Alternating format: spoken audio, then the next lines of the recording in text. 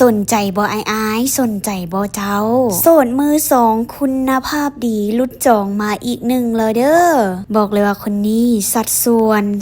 34 26 38ความยาวความสูง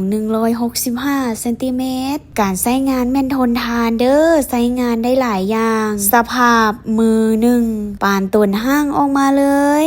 ตัวนี้เป็นฟูลวินเดอร์เครื่องจักรแม่นใหญ่ที่สุด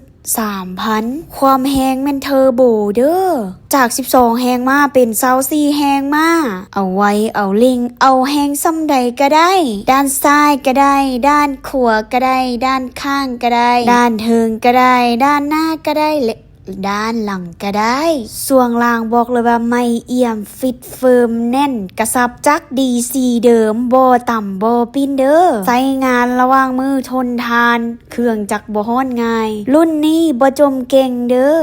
บ่ดื้อบ่เถียงเก่งบ่เอาแต่ใจบอกหยังก็ฟังความและเฮ็ดตามเบิดทุกอย่าง4นิ้ว4ก็เป็นนิ้ว4นิ้วกลางก็เป็นนิ้วกลางนิ้วนางก็เป็นนิ้วนางเด้อเป็นแม่บ้านก็ได้แม่เฮือนก็ได้ฮู้ความเป็นคนฮู้จักเด้อเฮือน3น้ำ4ครบเครื่องเลยนอกนั้นยังเลี้ยงเป็ดเลี้ยงไก่เฮ็ดไร่เฮ็ดสวนเฮ็ดนาได้อย่างสบายไผได้ไปก็คือบอกเลยว่าคุ้มสุดๆลุดจองมาแต่ผู้เดียวเด้อรุ่นนี้ผ่าน QC เฮียบห้อยบ่มักเที่ยวบ่มักลิ้นบ่มักกินบ่เจ้าสู้บ่หลายใจที่สำคัญเวลาฮักไผฮักเดียวใจเดียวเด้อค่าตัวน้องบ่แพงเล